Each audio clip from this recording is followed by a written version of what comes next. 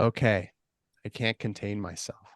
Hello, happy Friday 13th, and welcome to Making Faces, a conversation and Q&A with Shawn Feeney. If possible, we'd love you to have your cameras on, but your audio muted. Don't stress it if you're not in a setting that you're comfortable having your visuals on. Nevertheless, to get a sense of the room, if you're able to, can you please tell us your name and where you're from in the chat? Just to kind of get a bit of a sense of who's here. And I will open my little chat window so I can see some of our answers. Yeah, I can see I have some family members here. Thanks for joining, everybody. Hey. Got Dan from Missoula. We got Kim from Chicago. Got Megan from St. Pete, Florida. All right, we've already hit 3 time zones.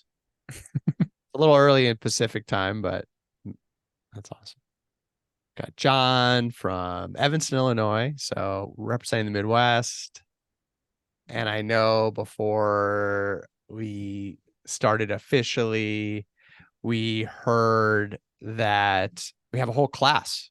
Yeah, there it is. Carolyn's World Cultures class, also here in Missoula, and former Cool. Evanstonian. So the connections, it's a networking session too. And I know we've got a few others keep on coming in. Oh, Haley in the Clinton Mountains. Awesome. And more. So great. Hello, wherever you are, whoever you are, wherever you're from, welcome. We're so happy you're here. And those of you watching later on the recorded version, welcome too. For those of you who don't know me, my name is Jeremy N. Smith. I'm a journalist, writer, collaborative coach, and creative consultant dedicated to helping people reconnect with their innate power and purpose and bring big dreams to life. And this is the first event in a new online series I'm spearheading where cool creative people share the tips, tricks, and personal stories behind their magic making. We could not have a more perfect first guest than Shawn Feeney. Shawn is a multidisciplinary artist working within the realms of drawing, sculpture, music, and animation. He's a Harvard graduate turned police sketch artist, turned movie monster maker, turned world record setting fruit and vegetable carver, turned mind-blowing musician and sculptor. For about 15 minutes, Shawn's going to present a slideshow of his career and artistic path with some stories in between, and then we're going to turn it over to your and my questions. It's going to be fun, fast-paced, and incredibly inspiring, especially in the run-up to Halloween. So, Shawn, thank you so much for joining us. Please take it away. Yeah, thanks a lot, Jeremy. And thanks everyone for joining. I really appreciate everyone's time and attention. So yeah, I'm going to show some examples of my work, and I'm going to give a bit of a summary of my creative journey, which has mainly been in the realms, broadly speaking, of visual art and music. And so sometimes those two come together in my work. Sometimes I'm working on them independently. But I grew up in Eastern Long Island in New York. I've always loved to draw for as long as I can remember, but I really only got into music as a teenager. So I went to Harvard where I met Jeremy. I majored in music. I then went on to do a Master of Fine Arts in Intermedia at the University of Auckland in New Zealand. And so a few years after that, I was working at a classical music publisher in New York City. And I made the decision at that time that I'd rather make money, make my living with my art skills rather than in the world of music. So I decided to move back to Long Island, and an opportunity came up. My dad worked as a detective sergeant at the police there, and he told me that the forensic artist position was becoming a civilian position. So that meant I qualified for it. So I applied, I got the job. And so now I'll show you some of the work I did there. So the way that worked was I would, sit next to a witness of a crime, and they would describe the person they saw.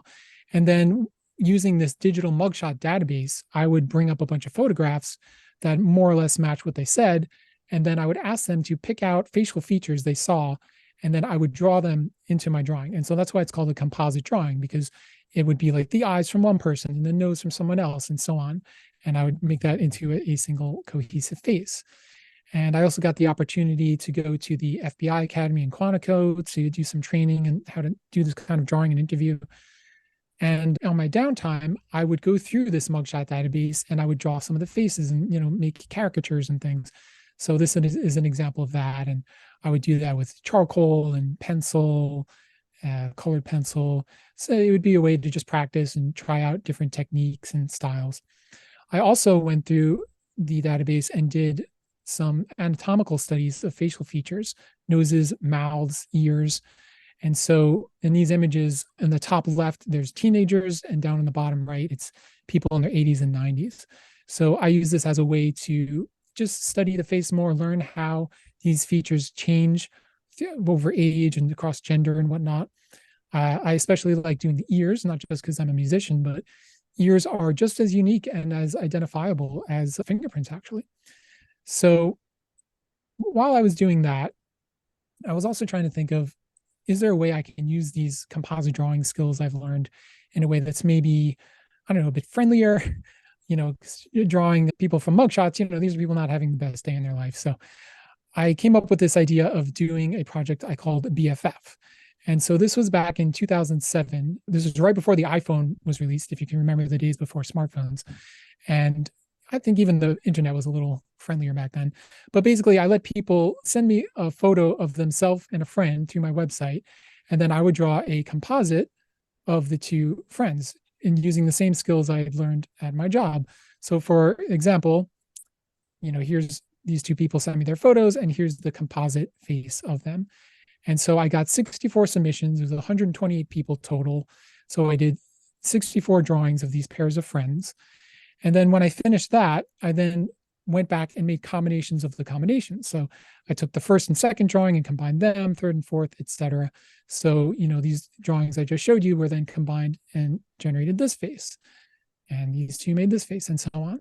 And so I just kept iterating in that process, basically. So, this next drawing, you can trace it back to these 8 photographs.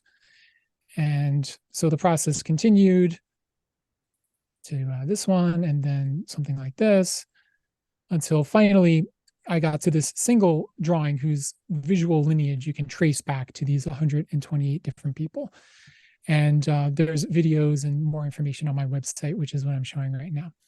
So this was a way for me to, kind of use these skills in a different way. And so another project I was getting into at this time, which involved my interest in music, was what I call musical anatomy. And so as a musician, I often have the feeling of when playing an instrument, you feel connected to the instrument. You feel like it's almost an extension of yourself. And so that's what I was trying to visualize with this musical anatomy series. All these drawings include, actual instruments, and some of them involve actual musicians, such as this one, which is based on the Zimbabwean mbira player named Stella Chiweshe. But some of them are just kind of made up and fanciful, like this one. And these are all in graphite pencil. And this one came a bit later, but it was commissioned by the composer Gabriela Lena Frank, who wanted to reference her own Peruvian ancestry with these interlocking panpipes. And so these drawings I just showed, actually, I did when I moved to California. So after 2 years as a forensic artist, I decided I kind of wanted to do something more creative, and I had a lot of friends in San Francisco. So I moved out there, and I got it in my head that it could be really interesting to work at Industrial Light and Magic, which is Lucasfilm's visual effects company out in San Francisco. Because when I was growing up, I always loved films with special effects like Star Wars and Dark Crystal, Ghostbusters, things like that. And I always admired ILM's work on that. So after a year of trying, and with a big thanks to Jeremy, actually, who introduced me to a friend who worked at ILM, I ended up getting hired as an assistant in the art department. And in the art department, they primarily make concept art for creatures and characters and shots for the films. Now, since I was just an assistant, they would have me do like just little internal department things, like, design the internal department phone list. So I would have fun with those things and make these kind of funny characters like this guy here. And at the time, the artists were primarily doing digital painting in Photoshop. So this is an example of a digital painting I made at the time. And I was learning how to make my images more cinematic, like how to use things like depth of field and vignetting the image and using lighting and shadows. So I really learned a lot working there.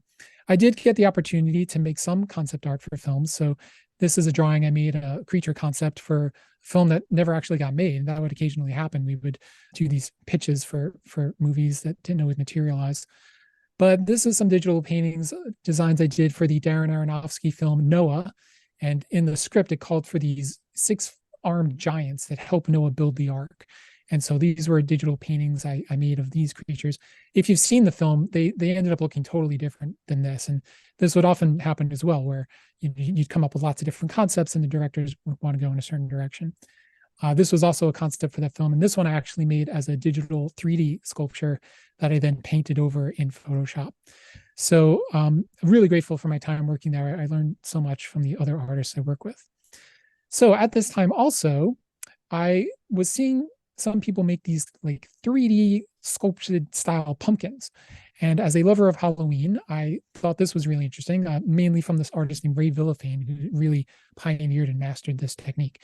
So I decided to do this annual tradition I call Memorial Jack-o'-lanterns, where for every Halloween, I carved the portrait of a musician I really admired who had passed away since the previous Halloween.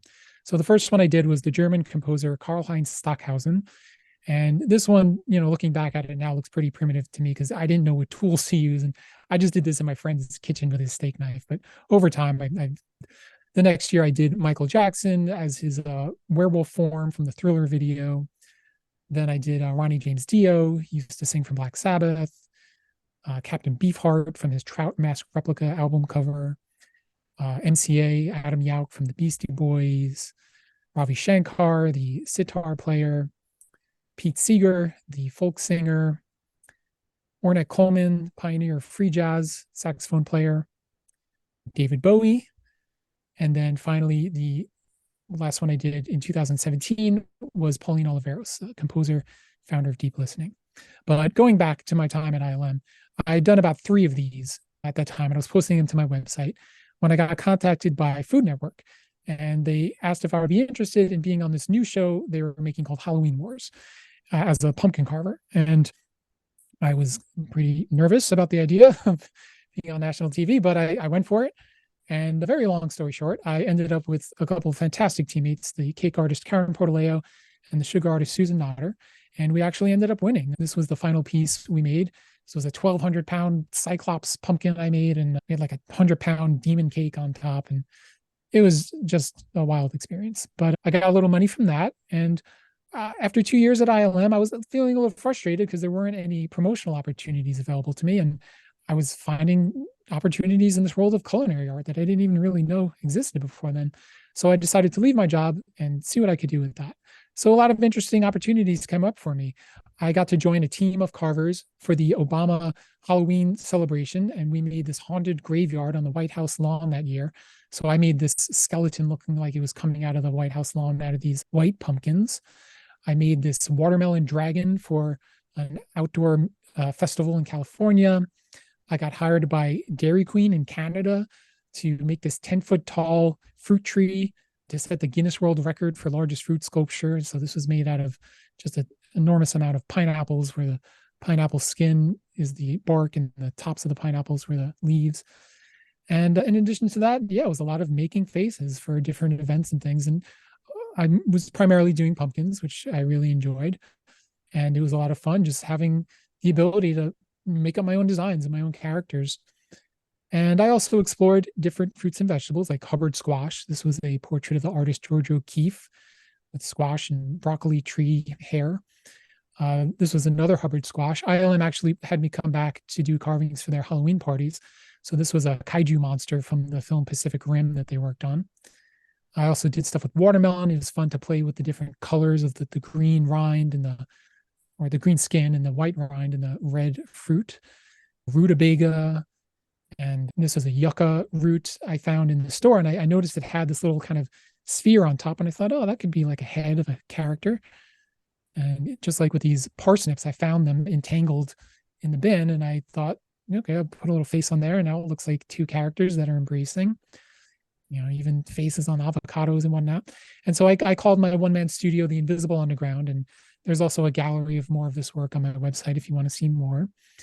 And so, yeah, during that time, I spent a few years doing that, as well as a lot of other freelance work like murals and digital design and whatnot. But after a while, my now wife and I decided to leave and move to New York for a variety of reasons, not least of which was it's very expensive to live in the San Francisco area, especially as an artist. So we moved to the Hudson Valley where I live now. And getting settled, I contacted a temp agency, and they placed me at this company called Laerdal Medical. So if you've ever done CPR training, they make those CPR mannequins, as well as other large medical simulators, such as this one here. And I thought it was pretty funny that I got placed there because actually my summer job, freshman year of college, was at American Hand Prosthetics in New York City. So I thought, of course, I get another job involving, fake human body parts. But basically, I was there all around video, photography, animation guy. So whereas when I was working at ILM, I was primarily working in the post-production phase. Here, I was really in the production zone. So I was working with cameras and lighting and setting up shoots. And I designed this video studio for them. And, at jobs I've had, I've always tried to do ones where I can learn skills that will also inform my creative practice. So, learning a lot about photography and video was really useful, for example, in photographing my sculptures. So around this time, I was also in my own work a bit more focused on my music.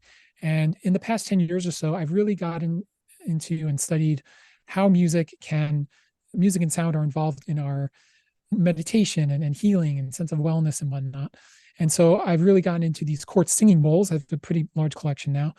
And I did some sound baths. I co-facilitated a retreat with some friends. I recorded my first solo album of music I composed on these bowls.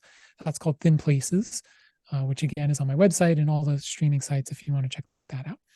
And so this inquiry into music also then sort of came into my musical anatomy work, where I made this pair of pieces I call the Overtone Crown and the Oracle.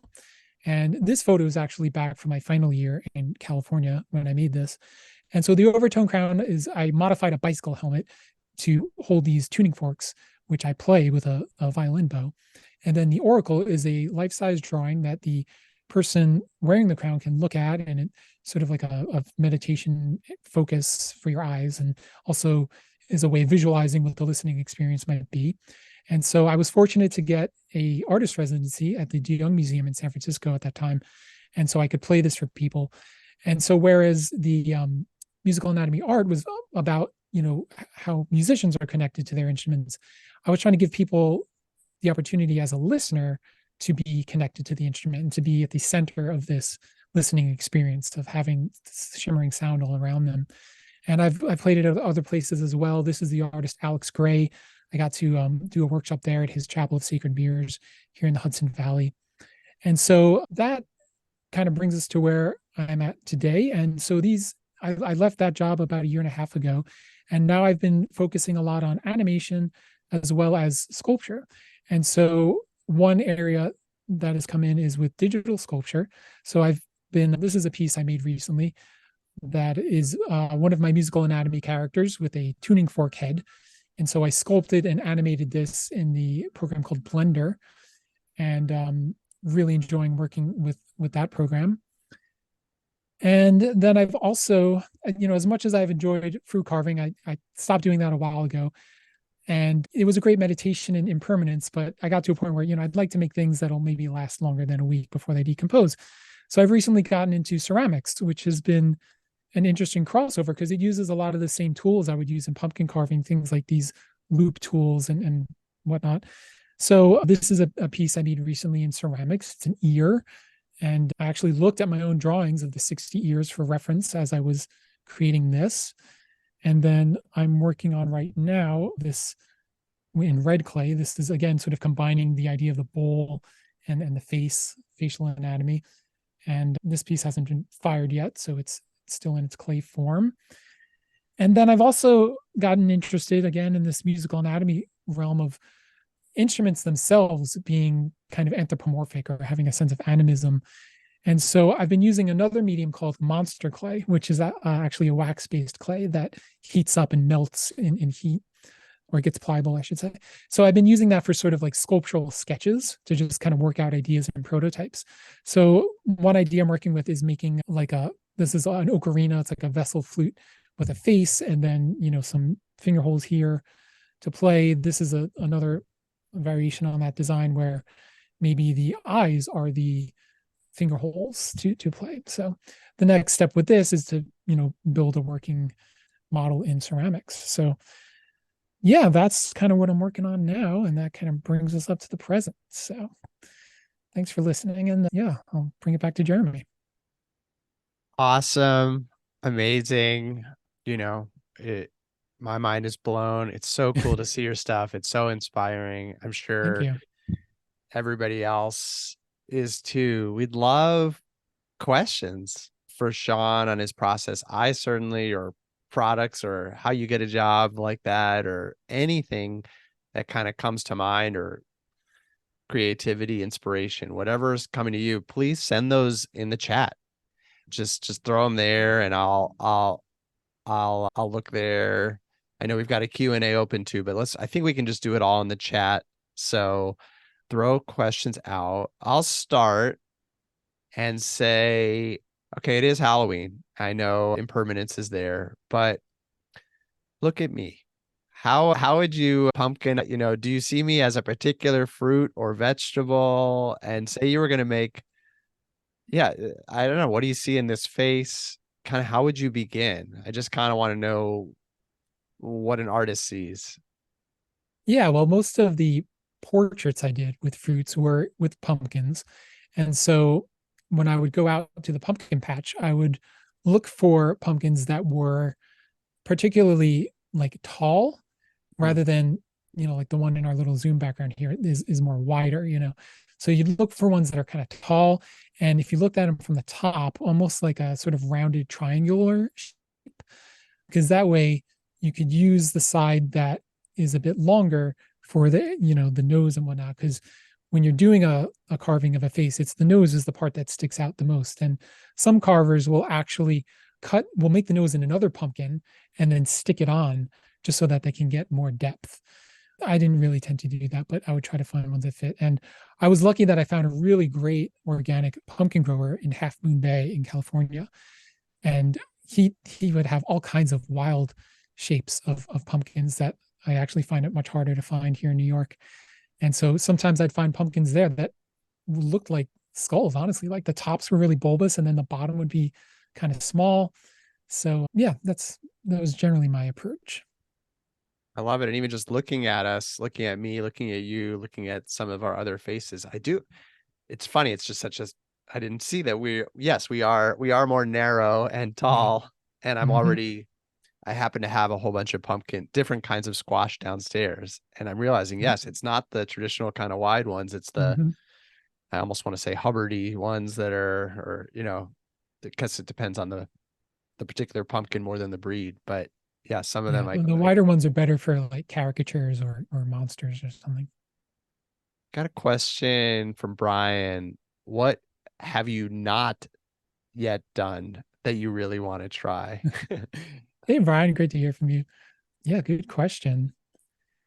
I mean, well, like most recently, actually getting into ceramics has been one of those things because it's something I've been wanting to do for years, but was always putting it off because I think I felt some internal resistance because like, oh, I've got to learn all these, new skills and I got to learn about kilns and all this stuff. And, so it was only recently that I started taking classes up here in the town of Kingston, and it's been really great. And it's, of course, not as hard as I thought it would be, but, still a bit of a learning curve.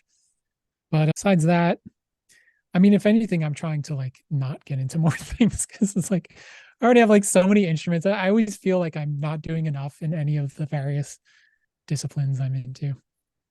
We've got a question from Megan. When you think about musicians embodying their instruments or vice versa, how does movement play into it? Yeah, that's a good question because musicians are often moving a lot when they're playing. So in terms of the drawings, I tried to capture moments of action, and it was actually mostly in the facial expressions, even more so than the bodies of how they were moving, and how a lot of times when you see a musician who's really into it, often their eyes are closed and they have this kind of expression of deep concentration. And so capturing that and making it not look like they were like upset or something, you know was particularly tricky with that. And you've got a whole, I mean, you already shared a bit, but I'll just, quickly, the, your whole musical anatomy side Yeah. on your website. And I can see now that you mention it again, it's like, I wouldn't have noticed, but I can see the eyes closed to the concentration Yes. in almost all, and maybe all, no, yeah, in 3 out of the 4, 5, 4 out of the, Yeah. Yeah, and actually more recently I actually made an animation of that one of the two heads connected by an accordion.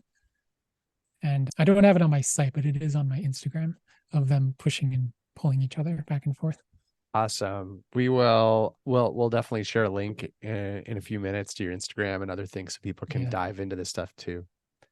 Question from Dan. Great question. What advice do you have for people who can barely draw a stick figure and want to explore their more artistic side? You're like, I'm just getting into sculpture, but it's not that hard. I'm already making musical instruments, but we happen to know, we've seen now that you have a decent background in this stuff. So yeah, what about the rest of us? How would we get started? Yeah.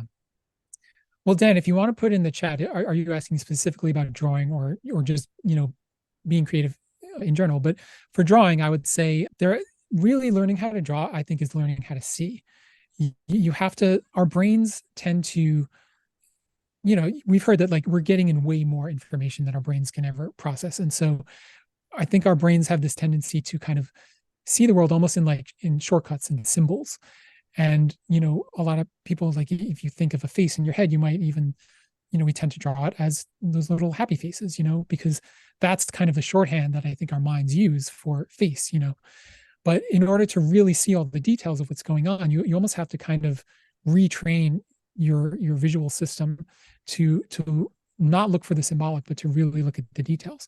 So there are tricks in books like there's a book called Drawing on the Right Side of the Brain is a classic one, where one of the exercises the author gives is taking a photograph or another image and putting it upside down and then copying it from there, because then it's less recognizable for your brain to recognize it as something, and then you're seeing it more as a collection of shapes, and you can approach it that way. So that's one approach you can take. But another thing is, just like don't be so hard on yourself. I would say, I feel like we live in a culture where we're told that like you have to be like a professional to be engaged in any kind of artistic activity. And I think that's a real shame. I think that, it's, if you like to sing or if you like to draw, you don't have to go on stage and do it. You can do it at home and have fun with it. And you don't have to put everything on the internet, and just have fun with it and follow your intuition, follow your passion. Kind of a deep question from the world cultures class. Is there any piece you regret making? That's a great question. And the answer is not necessarily peace, but I have regrets about my BFF project. That project took me, it was intermittent work over the course of 11 years to finish. And that was because, well, one, I wasn't getting paid to do it. Two, I did all those drawings with charcoal pencil rather than the normal graphite pencil. And part of that was I wanted to get better with charcoal in particular. I also think it looks nicer. It's, there's more contrast. It doesn't have that reflective sheen that graphite pencil has. And I also, thought I would go big with the 128 drawings, not quite understanding how long this was going to take, because charcoal pencil also takes a really long time for each drawing in that style. So if I could go back in time, I would have done that series with regular pencil because it would have taken quicker to draw, and I would have done like 64 drawings instead of 128 because it would have had the same effect, and it would have cut out half the work for me. 5.5 years instead of 11. Yeah. I had a question, and please, everyone in the chat, feel free to keep throwing stuff out at us. I know devoted musicians and I know devoted artists, and I don't know that many people that have taken both as far as you have. And I guess I wonder how they if they developed independently or together, and if you see them as, I mean, you've obviously combined them in some of the art, you've made musical sculptures and things like that. But but an artist who was a fan of music could do that, not a musician. So yeah, just kind of curious how you see those worlds being similar or different from a creator side. Yeah, yeah. Well, as I mentioned, I really only got into music seriously as a teenager. And by that time, I'd already kind of had a self identity as a visual artist, as someone who loves to draw. I was really into comic books as a kid. That's a large way that I learned how to draw, was copying them. And then when I went to college, I originally was looking at art schools, but then I wanted to be able to study music too. And then when I got there, I thought I would do a double major with art and music. And then I quickly realized that would have just been an enormous amount of work. And I figured I could learn more at that point studying music, since I already had some experience in art. But really, since then, it's been a kind of a challenge, like how do I combine the two? Because I really do love both equally. And so it's been generative for me in the sense that it's helped me come up with ideas of how to combine them.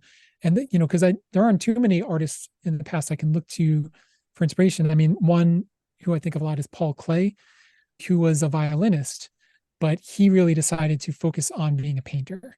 But his background in music really informed a lot of the pieces he did.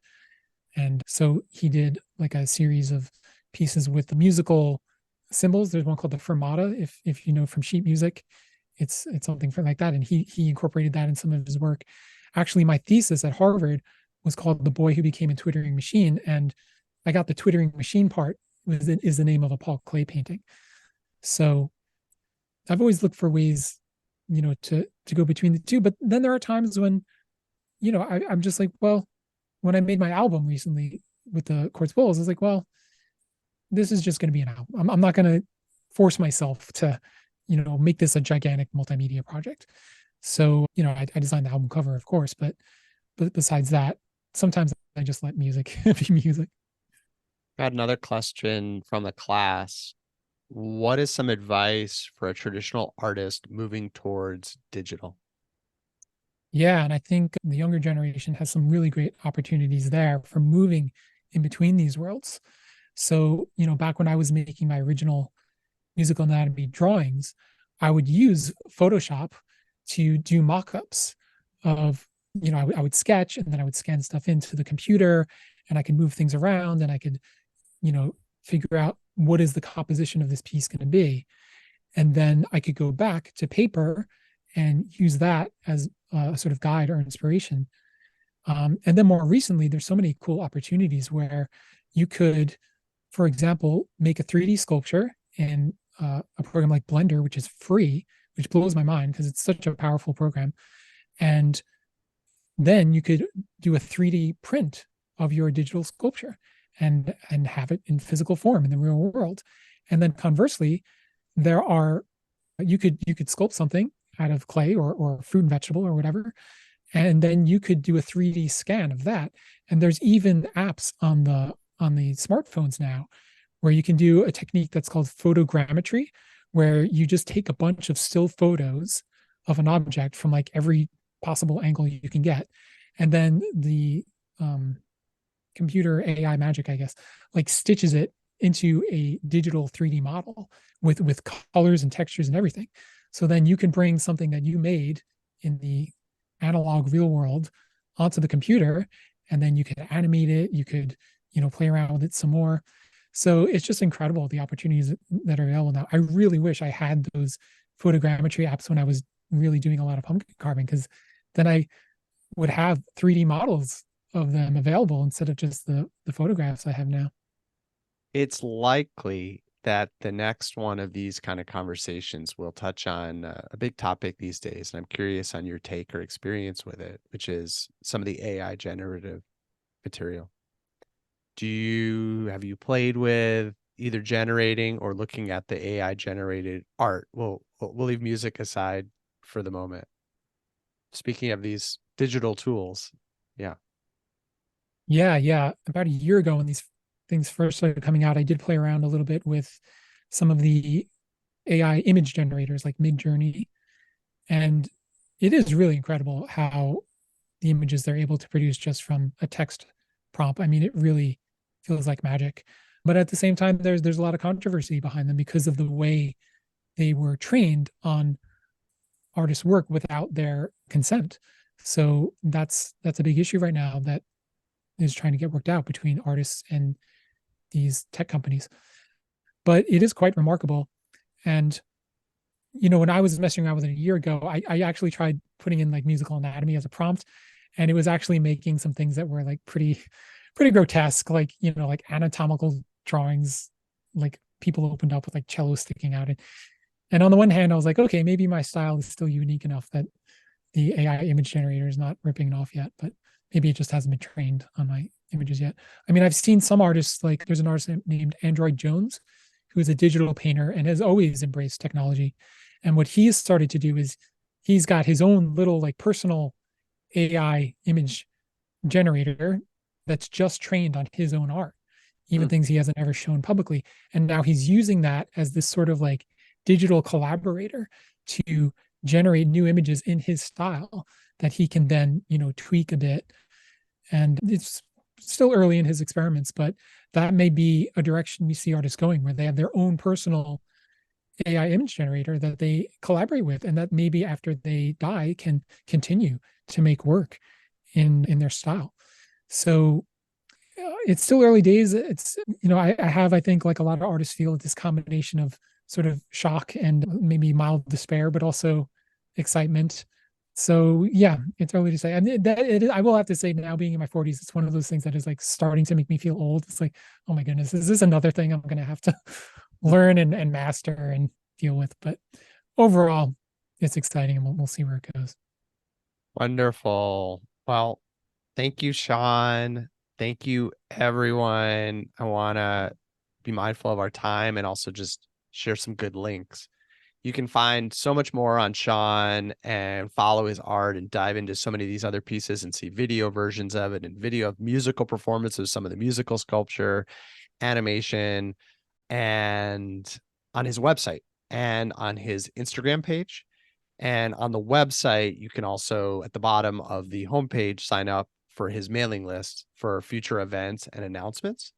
So that is ShawnFeeney.com, am.com/Shawn Feeney. I'm going to put that in the chat, or Shawn's already got it going a little bit in the chat. And you can find more about me and my writing, coaching, and consulting on my website, which is jeremyandsmith.com. I'll try to get that in the chat now. And also on the bottom of my homepage, you can sign up for my newsletter there. And that's where I announce cool events like this one. Any closing words, any funny faces you want to make before we, wish everyone a happy Halloween ahead, Shawn? Yeah, thanks again, Jeremy. I really appreciate this. It's been great. We've both been following each other's journeys over the years, and I really appreciate all your help and interest over the years. And yeah, if people want to check out more on my site, you can also sign up for my email newsletter, and or follow me on Instagram. That's generally where I post new work. Awesome. Well, thank you, everyone attending. Thank you for all your great questions. And thanks for everyone watching this a little later down the road. Yeah, thanks so much, everybody. Merry Friday the 13th. Happy Halloween and good tidings. Good tidings and funny faces to all. Cheers. Indeed. Bye-bye. Bye-bye.